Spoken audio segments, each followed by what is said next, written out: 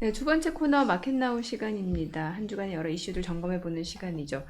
일단 뭐 지금 뭐니 뭐니 해도 트럼프 관세 네, 정책 이거일 것 같은데 트럼프 행정명령이 그 프로젝트 2025와 상당히 흡사하다면서요. 네, 그런 네, 얘기들이 꾸준히 나와요. 네, 그 프로젝트 2025는 뭐냐면 지금 사진에 보시는 요건데 이게 헤리티지 재단이라고 보수적인 싱크탱크예요. 워싱턴에 네. 있는 싱크탱크인데 여기서 그 대선 전에 차기 행정부에 정책 제안을 한 거예요. 경제 뭐 무역뿐만이 아니라 뭐 교육이라든지 그 외교, 환경, 에너지 각 분야의 모든 전반에 음, 걸쳐서 정책 제안을 한 900페이지 이상 되는 보고서로 제안을 한 거고요. 정책만 내놓은 게 아니라 우리가 제시하는 이 정책을 이끌고 가는데 누가 적임자인가, 어, 누구를 발탁하면 되는가, 요런 부분까지도 건드린 보고서예요. 그래서 트럼프가 취임한 이후에 행정명령이 100건 이상 나왔어요. 네. 근데 매체마다 살짝 얘기가 조금씩 다르긴 한데, 대체로 한 70% 정도는 이 프로젝트 2025에서 가지고 왔다, 이렇게 음, 얘기를 해요.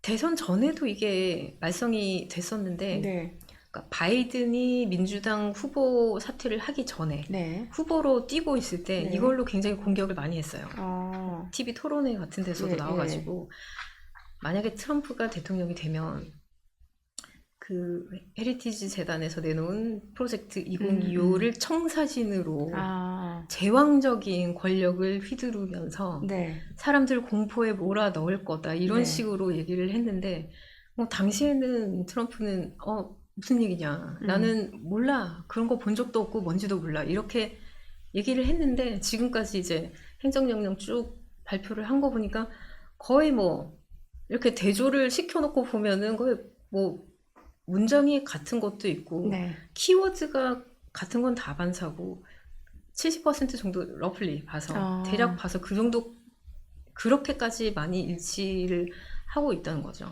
모금 답안처럼 따르고 있다는 그니까요. 거네요. 예. 예. 그럼 구체적으로 어떤 내용들이 담겼는지 궁금해요.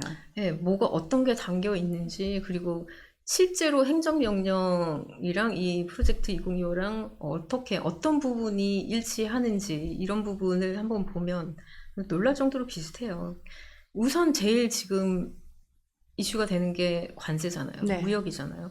무역 정책에 대해서 프로젝트 2025가 뭐라고 말하냐면 미국 우선적인 접근 방법을 취해야 된다. 이런 얘기를 해요. 음, 미국 기업과 네. 근로자를 우선적으로 그래서 그 다른 무역 국가들하고 관계를 재설정해야 된다. 이런 내용이 담겨져 있고요. 특히 중국에 대해서 강경책을 요구해요. 이 음, 보고서는. 불공정하다는 거예요. 이걸 바로잡기 위해서 관세 또는 비관세적인 무역 제한 조치 이런 거를 적극적으로 시행을 해야 된다. 그리고 미국이 지금까지 체결한 어떤 무역 협정들이 여러 개가 있잖아요. 이거를 다시 재검토해서 네. 미국에 불리하거나 뭐 공정하지 않다고 판단이 음, 되면은 협상을 적극적으로 다시 하거나 아니면 탈퇴도 음, 공고한다. 이런 내용이 담겨져 있고요. 그리고 무역을 단순히 어떤 뭐 산업을 보호한다거나 이런 경제적인 측면의 사안이 아니라 국가 안보하고도 연관이 되는 음, 좀 더 광범위하게 큰 틀에서 시각을 가지고 가야 된다. 이런 내용들이 담겨져 있어요. 그래서 지금 그렇다고 이 보고서에서 뭐 중국의 145%를 때려라. 이렇게까지 구체적으로 나오지는 않아요. 근데 트럼프 행정부가 지금까지 하는 거 보면은 이 프로젝트 2025에서 내놓은 그 가이드라인을 굉장히 충실하게 따르고 있다는 판단이 드는 거죠. 음, 그리고 일단 무역에 대한 부분이 있고요. 네. 그리고 국제사회에서 미국의 역할, 네. 입지, 이런 부분에 대한 내용도 있는데, 그 프로젝트 2025에 어떤 내용이냐면, 미국 국제개발청, USAID라고 하는 이 기관의 역할을 최소한으로 축소해야 된다. 이런 얘기가 음, 나와요. 그래서 예산을 2019년, 그러니까 코로나19 사태가 벌어지기 전 수준으로 이걸 다시 되돌려 놔야 된다. 이런 얘기를 했는데 트럼프 행정부는 이거를 지금 해체하려고 추진하고 있죠. 네네. 그리고 3월에 교육부 해체를 내용으로 하는 행정명령 내놨잖아요. 예. 이 내용도 프로젝트 2025에 다 있어요. 네, 있어요. 음. 궁극적으로 교육부를 폐지해야 네. 된다. 이런 문구가 있어요. 그리고 예산 삭감에 대한 내용도 있어요. 그러니까 정부가 국민을 위해서 제대로 일하게 하려면 정부의 사이즈를 줄여야 된다. 이런 내용이 있는데 트럼프 행정부가 지금 그 정부 효율부라는 걸 만들어서 예산 줄이고 인원 줄이고 이런 일들을 하고 있잖아요. 이런 것도 그 프로젝트 2025의 취지랑 일치하는 부분이죠. 그 밖에 파리 기후협정 탈퇴, 다시 탈퇴하라는 거, 그리고 세계보건기구에서 탈퇴, 네. 사형제도의 부활, 반이민 정책, 그리고 DEI라고 해서 다양성, 형평성, 포용성 정책의 종료도 그 보고서에 나와 있어요. 네. 이게 우리나라하고도 연관이 있는 게 일례로 학생들이 대학에 가잖아요. 고등학교 졸업하고. 그러면 이제 각 대학마다 어떤 해외에서 온 이주민들을 위한 쿼터가 있어요. 일종의. 그래서 어느 나라 뭐 어떤 출신의 뭐 흑인이든 인종에 관한 것도 있고 그 전체 인원 중에 몇 %는 이런 그러니까 이주민이라든지 이런 학생들로 받으라는 이런 게 있는데 이거를 폐지해버리면 불이익이라고 하면 좀 이상할지도 모르겠는데 그동안 받고 있던 이런 혜택을 받기 어려워진다는 거죠. 제가 뉴욕에 있을 때 친구의 남편이 네. 교사여가지고 네. 사립 고등학교 교사여가지고 얘기 들은 게 있었는데 그때가 이제 트럼프 1기였어요. 그때도 이런 얘기가 나왔다는 거예요. 그래서 그 쿼터 줄어들고 있어. 그래서 한국 학생이나 뭐 중국 학생들 좀 어려워질 수도 있어. 이런 얘기를 했었거든요. 네네. 근데 지금 이런 내용이 그러니까 그 중에 일례인 거죠. 이런 부분이 프로젝트 2025에 담겨 있고 정책적으로 지금 추진을 하고 있고요. 네.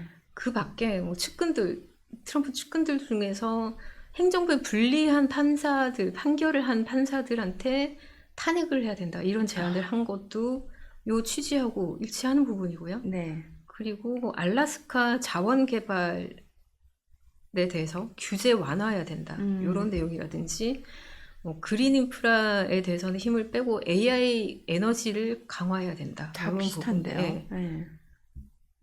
상당히 흡사하잖아요. 그래서 맞아요. 네. 그 프로젝트 2025를 총괄했던 책임자로 있던 폴 댄스라는 변호사인데 본업이 변호사인데 네. 그 국장으로 역할을 했었어요. 근데 이 사람이 최근에 어느 한 매체랑 인터뷰를 했는데 어떻게 보냐 그랬더니 청출어랍니다. 이런 얘기를 해요. 더 와닿은 거네요. 네. 그 프로젝트 2025보다 훨씬 앞서 나간다. 더 세게 나간다. 이렇게 말할 정도로 세게 나가고 있어요. 정말. 아니 그리고 이 프로젝트 참여했던 인물들 자체도 네. 지금 요식 차지했다고 하잖아요. 피터 나바로. 네, 관세 책사. 예. 뭐 유명하잖아요. 매파 무역 정책자로 유명한데 1기 때부터 그랬죠. 이 사람도 프로젝트 2025에 참여했던 사람이에요. 거기서 그 상호 무역을 해야 된다. 이런 내용을 골자로 에세이를 쓱 썼고요. 지금 네. 백악관 무역제조 수석 보좌관으로 있죠. 그리고 예산관리국장의 러셀 보트도 마찬가지고요. 브랜던 카, 미 연방통신위원회 위원장, 그리고 스티븐 밀러, 백악관 정책 담당 부비서실장, 그리고 톰 호먼 너무 유명하죠. 그 국경 차르라고 하는 이 인물도 그 프로젝트 2025에 참여했었고요.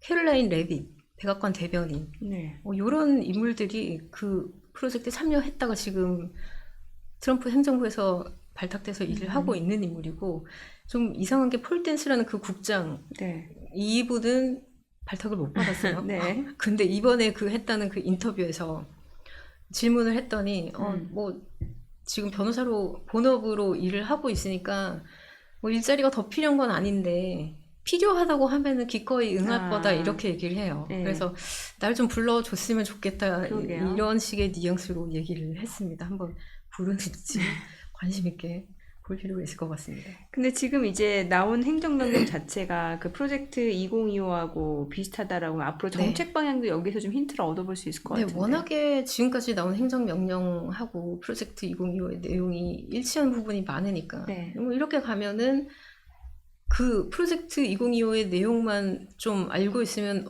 트럼프 행정부가 어떻게 움직일지 그쵸. 알만하다. 뭐 단서가 될 수도 있다는 네. 거죠.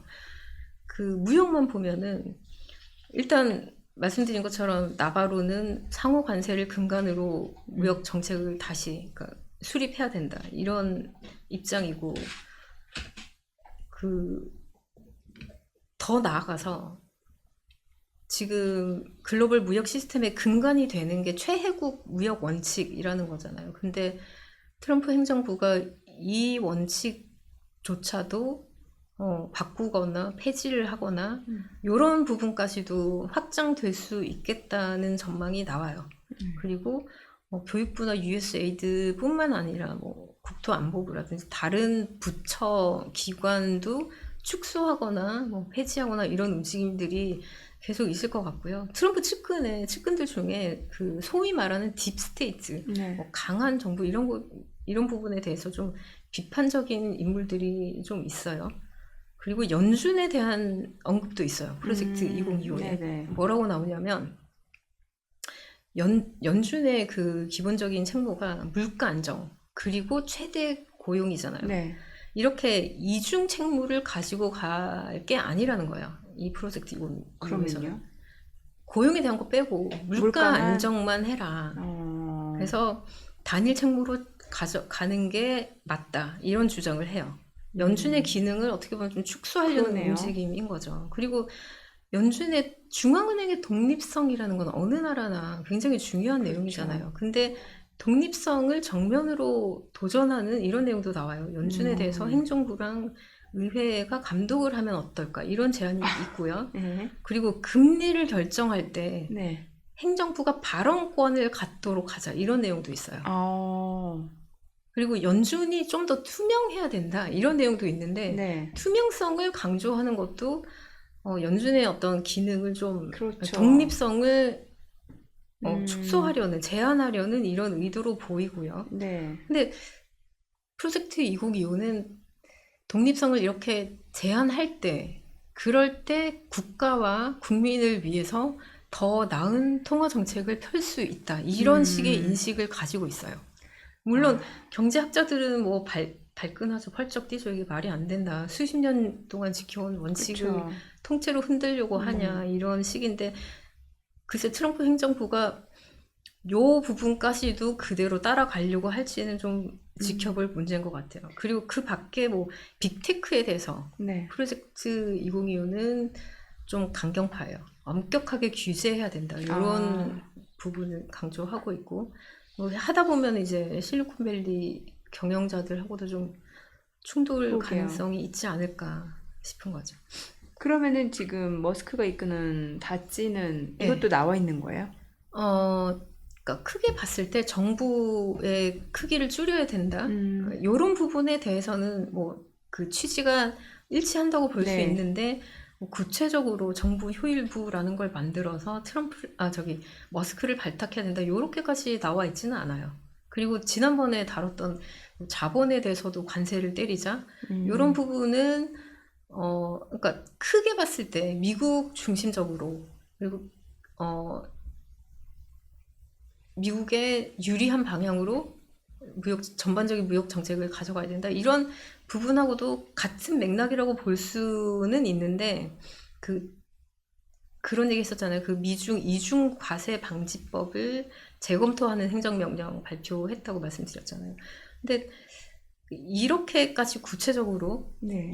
이거 다시 재검토해라든지 미국으로 유입되는 자본에 대해서도 과세를 해야 된다라든지 이런 부분에 대한 구체적인 내용은 없는 걸로 알고 있어요. 이거는 프로젝트 2025보다는 지난번에 말씀드렸던 그 스티븐 미란 네. 보고서, 미란 보고서라고 하는 일명 그거를 참고하지 않았나 생각이 들어요. 그래서 트럼프 행정부가 왜 이렇게 무슨 보고서를 모범 답안처럼 놓고 베끼는 것 같은 이런 네.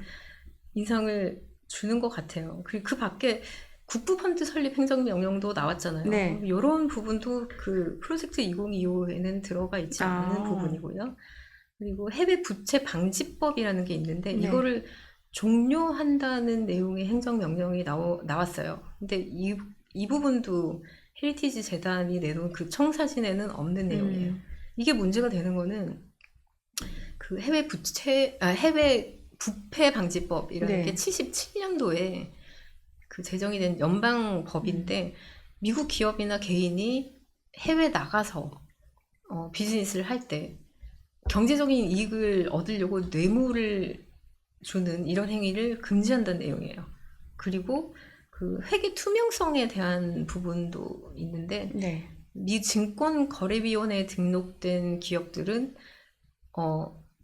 정확하게 장부를 작성을 해야 된다. 아. 그리고 이 회계 처리를 정확하게 할 수 있는 시스템을, 내부적인 시스템을 갖추고 있어야 된다. 이런 내용이 명시되어 있는데 이거를 뭐 종료한다는 행정명령이 그대로 시행이 된다면 도덕적 해이라든지 아니면 기업의 투명성 해치는 뭐 이런 문제가 발생할 수 있다. 이런 우려들이 나오고 있어요. 그리고 미국이 이렇게 하면 뭐 다른 나라도 관련 뭐 법안들을 느슨하게 그쵸. 완화하거나 이렇게 해서 전체적인 물이 좀 흐려지지 않을까 이런 우려가 나오고 있어요.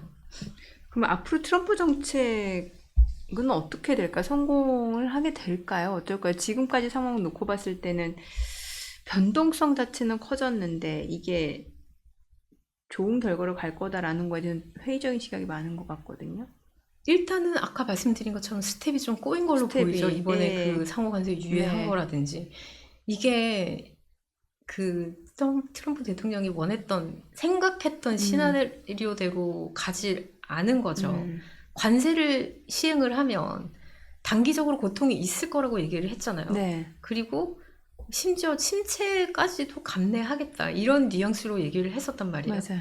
물론 관세라는 게 이건 트럼프 생각이에요. 관세를 시행을 하면 결국에 가서는 종국에는 미국을 더 위대하게 만드는 이런 결과를 가져올 텐데 단기적으로 잠깐의 이 고통은 감내를 해야 되는데 만약에 그 국채 수익률이 진짜 침체 우려가 나오고 이러면은 사람들이 안전자산을 사들일 테고 그러면은 국채 수익률이 좀 떨어질 테고 시장 금리가 떨어지면은 그 고통, 단기적인 고통이 좀 상쇄되지 않을까 이런 계산을 했던 거죠, 트럼프는. 네. 그리고 상호관세 발표하기 그 전까지는 이게 먹혔다고 봐져요. 지난번에 말씀드린 것처럼 아이비들이 연말 그 10년 전망치 하향 조정하고 네. 그랬었잖아요.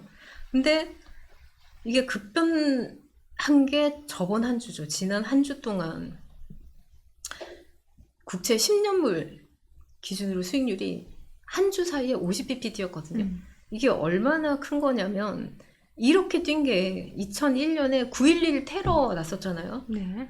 그 테러 이후에 최대 폭으로 오른 거예요. 네. 주간 기준으로. 이 그래프가 지금 보시는 그래프가 그 내용인데 그 주간 단위의 등락 폭인데 보시면 최근에 오른 폭이 50pp에 그 걸려 있잖아요. 네네. 이게 이 쭉 뒤로 가서 2001년에 9.11 테러 당시 그 이후에 최대 폭이에요, 이게. 그리고 30년물, 10년물만 오른 게 아니라 30년물 그 5% 터치를 했고요. 이러다 보니까 이제 하이힐드 펀드에서는 돈이 빠져나가요. 그래서 프리미엄이 4월 초에 347bp였는데 최근에 461bp까지 뛰었고요. 저번 주 금요일, 그러니까 4월 11일만 해도 장중에 10년물이 4.58%까지 올랐어요. 이러다 보니까 이제 연준에서 나섰죠. 수잔 그렇죠. 콜린스 보스턴 연은 총재가 우리 절대적으로 준비가 돼 있다. 금융시장 뭐 혼란에 대처할 거다. 이러고 나오니까 이제 4.5% 밑으로 떨어졌는데 이번 사태를 통해서 한 두 가지 정도는 확인이 된 셈이에요. 그러니까 첫 번째가 뭐냐면 트럼프의 약한 고리는 주식시장이 아니고 국채 수익률이다. 이거랑 맞아요. 뭐 짐작은 다 하고 있었지만 네네. 실제로 행동으로 보여줬잖아요. 그렇죠. 상호 관세 유예를 했잖아요. 그리고 그 기억하실지 모르겠는데 지난번에 아이비들 사이에 마지노선이 그러니까 트럼프 행정부가 용인하는 마지노선이 10년물 4.5%일 거다. 이런 짐작을 한다고 말씀을 드렸잖아요. 근데 공교롭게 상호관세 그 발효되는 시점 12시, 새벽 12시 0시죠. 그러니까 그 전에 발효되기 직전에 4.51%까지 4.51까지 올랐어요. 그리고 나서 유예한다고 결정이 났었거든요. 이게 뭐 우연일 수도 있지만 4.5가 역시 중요한 지점이구나 이런 부분이 좀 확인이 된 거죠. 근데 한번 생각해 볼게. 국채를 그러면 투자자들은 왜 이렇게 팔까? 주가도 떨어지고 침체 경고는 계속 나오고 원래 이러지 않았잖아요. 원래 국채면 대표적으로 미국 국채는 안전자산인데. 그렇죠. 예. 과거에 뭐 금융위기가 왔을 네. 때나 9.12 테러가 터졌을 때나 음. 심지어 미국 국가 그 신용 등급이 강등됐을 때도 투자자들은 미국 국채를 샀단 말이에요. 그쵸. 예, 그 정도로 안전자산이라는 그 신뢰가 굉장히 두터웠는데 지금 와서 왜 팔까를 생각해 보면 정말로 침체가 만약에 발생한다면 네. 재정 부양을 해야 될 거란 말이에요. 그렇죠. 예. 그러면은 재정 부양을 하려면 국채를 더 많이 찍어대야 될 테고, 그럼 국채 가격이 하락할 그렇죠. 수 가격이 있고. 뭐 단순한 수급 논리로 떨어질 테고 그렇죠. 메리트가 없다는 거죠. 예. 그리고 재정만 보더라도 미국 부채가 지금 GDP 121%예요. 작년 말 기준으로. 예, 여기에 재정이 부실한 거죠. 그러니까 네네.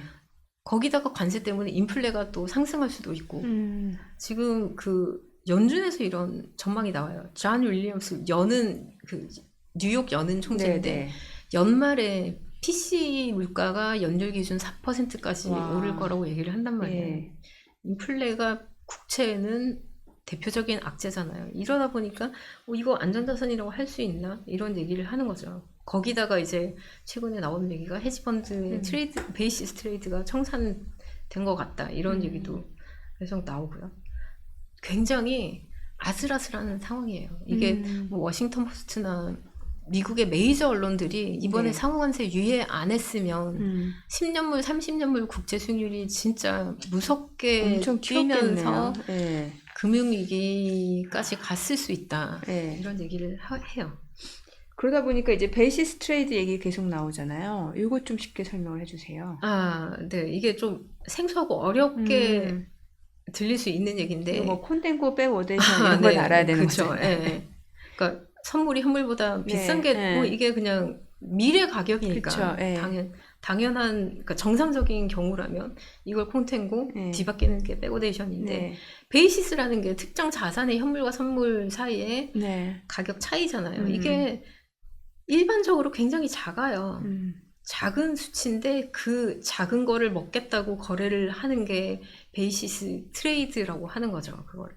그리고 주요 세력이 헤지펀드예요. 네. 이게 가능한 게 월가에서는 베이시스 트레이드라는 게 성립이 되는 게 신용시장의 기본적인 불균형 때문이다. 이렇게 얘기를 해요. 무슨 얘기냐면 보험사나 아니면 뭐 연기금이나 뮤추얼 펀드나 이런 그 운용사들은 장기 부채를 가지고 있는 금융회사잖아요. 무슨 얘기냐면 뭐 사망보험금이라든지 아니면은 퇴직연금이라든지 10년 뒤, 20년 뒤에 내줘야 될 장기 부채를 가지고 있는 금융회사란 말이야. 이것 때문에 이런 운영사들은 금리 민감도, 그러니까 듀레이션이 비슷한 자산을 자산 계정에 가지고 있고 싶어 해요. 네네. 근데 이게 그러니까 전통적으로 국채 선물을 매입해요. 국채 선물, 그러니까 장기 부채에 대한 그 어떻게 보면은 그 리스크 헤지 차원에서 관리 차원에서 국제 선물 매수 계약을 그 취하는데 네. 이게 성립하려면 이거를 가능하게 하려면 반대편에서 누군가 매도를 해줘야 되는 거죠. 네. 이때 그 헤지펀드가 등장을 하는 거죠.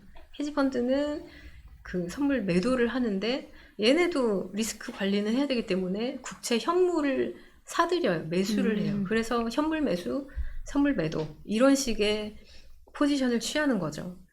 그래서 얘네는 그 베이시스라는 게 굉장히 작은 규모라고 말씀드렸잖아요. 이거를 크게 부풀리려고 굉장한 레버리지를 일으켜요. 한 50배에서 100배까지 레버리지를 막대하게 차입을 해가지고 이 거래를 하는 거예요. 그래서 그 차입을 통해서 레버리지에 의존해서 이 베이시스를 먹고 그렇게 하면서 어떻게 보면 자본시장이 굴러가게 하는 거죠. 이런 시스템인데 주가가 떨어졌으면은 굉장히 위기 상황이 벌어지고 뭐 이렇게 되면은 국제 가격이 오르고 안전자산 가격이 오르고 수익률은 떨어져야 되는데 반대로 네. 움직였단 말이에요. 이게 왜 그럴까? 사람들이 베이시스 트레이드의 청산이라고 보는 게 트럼프가 관세를 가지고 관세 시행을 하면서 주식시장 폭락을 일으켰잖아요. 네네. 초래를 했잖아요. 이거랑 연관이 돼 있다는 거죠. 이거는 국채시장, 베이시스 트레이드는 국채라면서 왜 주가 폭락이랑 왜 연관이 있는 거지? 뭐 이렇게 생각을 하실 수도 있는데 네. 그 헤지펀드가 여러 자산에 투자를 한단 말이에요. 그러면은 어느 한쪽 자산이 떨어져서 손실이 나면 이걸 메우려고 다른 자산을 매도를 하게 돼요. 그래서 이번에는 베이시스 트레이드를 이 포지션을 청산한 게 아닌가 이런 예상이 나오는 거고 네. 그리고 헤지펀드에서 고객들이 자금을 뺐을 수가 있어요. 네. 빼면은 자금을 상환하려면 뭔가를 팔아야 되잖아요. 그 대상이 또 베이시스 트레이드 포지션이 됐을 수 있다는 거. 그리고 또 한 가지가 이제 마진콜이 나면서 이거 증거금을 담보물이 부족해서 증거금을 더 채우지 못하면은 청산을 강제 그렇죠. 당하게 돼요. 예. 예. 이런 여러 가지 배경이 맞물려서 발생하지 않았을까. 그래서 베이시스 트레이드가 전체 한 규모가 8천억 달러 정도 된다고 추정을 하는데 얼마나 파괴적인가를 이번 한 주 동안 그 9.11 테러 이후에 가장 네. 큰 폭의 국채 수익률 상승을 통해서 힘을 보여준 거죠. 어떻게 보면. 그러네요. 네. 이러니까 지금 이제 트럼프가 약간 지금 꼬리를 내린 격인 것 같은데. 또 여기에다가 지금 결국에는 트럼프가 시행하는 관세 정책 자체가 이제 미국의 무역 적자를 줄이겠다라는 네. 건데, 근데 사실 지금 보면은 그 미국 국채, 외국인 국채 보유 비중이 상당하잖아요. 그렇죠. 국가별로 따지면 일본이 네. 가장 많이 갖고 있고, 네. 뒤에서 중국. 중국 있고. 이러다 보니까 이게 무역 적자 줄이려다가 오히려 국채 쪽 위기가 오는 거 아니냐라는 얘기가 나오잖아요.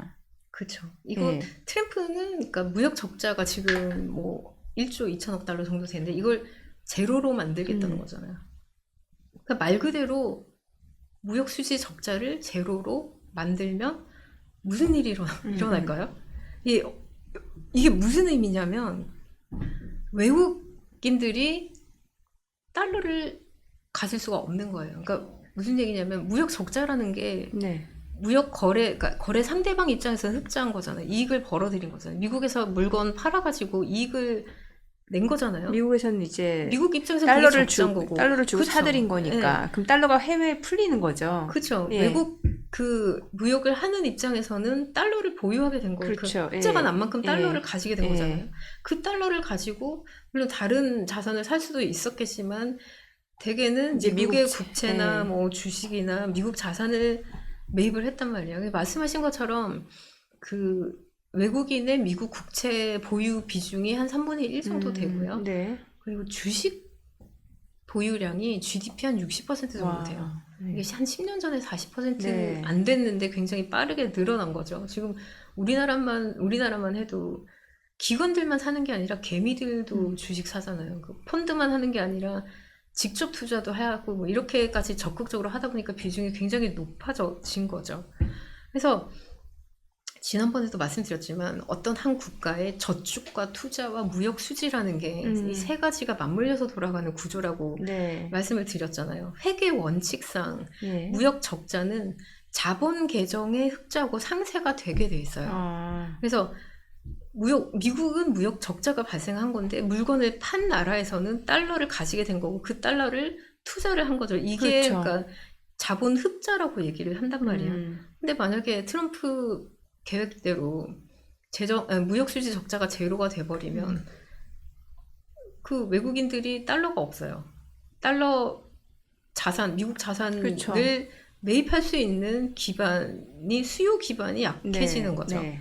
지금 이미 뭐 이자 비용이 9천억 달러 정도 되고 좀 있으면 1조 달러 된다고 하는데 이게 국채 수요 기반이 위축되면 이자를 좀 더 줘야 발행이 가능하지 않을까요? 그렇죠. 그렇게 되면은 오히려 미국한테 타격이 될 수 있다는 거죠. 음. 그래서 중국이 지금 뭐 145%이 정도 관세를 때리는데 강대강으로 나오잖아요. 네. 이게 중국이 보유하고 있는 국채가 미국 국채가 7,600, 그러니까 네, 일본 7,600달러. 다음인데. 예, 예. 예. 진짜 이걸 투매를 할지는 지켜봐야 되겠지만 네. 가지고 있는 게 있기 때문에 강대강으로 나올 수 있지 그쵸. 않을까. 그리고 이번에 보니까 히토류 음. 수출 통제한다 이런 얘기를 하는데 그 수출 안 한다는 히토류를 보니까 F-35라고 그 전투기 아, 만드는데 핵심 광물들이 완전 그, 전략 자원이네요.